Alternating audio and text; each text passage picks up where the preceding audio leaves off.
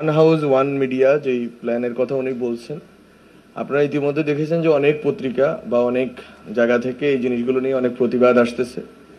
বিভিন্ন শিল্পগোষ্ঠী বাংলাদেশে গত 15-16 বছর না শুধু এর আগে পরে মিলিয়ে অনেক মিডিয়া তৈরি করছে, এবং একটা একটা হাউজেরই বা একটা পরিবারেরই বা একটা শিল্পগোষ্ঠীরই দেখা যাচ্ছে 2, 3, 5, 6 করে পত্রিকা বা বিভিন্ন ধরনের মিডিয়া প্রতিষ্ঠান আছে। তো এইটা এক ধরনের গুড কম্পিটিশনের সুযোগকে নষ্ট করছে। এটা হচ্ছে যে সবচেয়ে গুরুত্বপূর্ণ যে আপনি বাংলাদেশের মিডিয়া, যেটা আমি রিসেন্টলি আমার একটা বক্তব্য বলেছি, সেটা হচ্ছে বাংলাদেশের মিডিয়ায়, যেটা এখানেও একজন আলোচনা করছেন, সেটা হচ্ছে অ্যাকাউন্টেবিলিটি দরকার। আপনার রেসপন্সিবিলিটি অ্যান্ড অ্যাকাউন্টেবিলিটি ছাড়া, যেমন আমরা আজকে সরকারে আছি, আমরা জনগণের কাছে অ্যাকাউন্টেবল, রেসপন্সিবল, সবকিছুর জবাব দিতে বাধ্য যদি আপনারা প্রশ্ন করেন।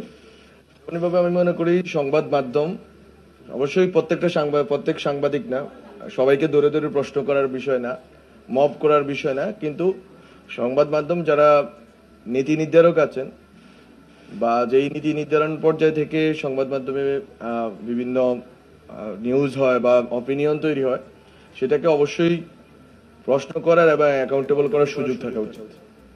মানে আপনি বলতে পারেন না যে পার্লামেন্টারিয়ানরা প্রশ্ন করা যাবে, জুডিশিয়াল অফিসারদেরকে প্রশ্ন করা যাবে, ইভেন সিকিউরিটি এজেন্সিকে প্রশ্ন করা যাবে, কিন্তু সাংবাদিকদেরকে প্রশ্ন করা যায় না। আমি চাই না যে এই জিনিসটা থাকুক এইখানে আলোচনায়। আমি মনে করি যে এটা আমাদের সেকেন্ড ইস্যু, যে আমরা যদি মালিকানার প্রশ্নটা সমাধান করতে পারি, সেটা আমি মনে করি যে অনেক বেশি জটিল একটা প্রক্রিয়া।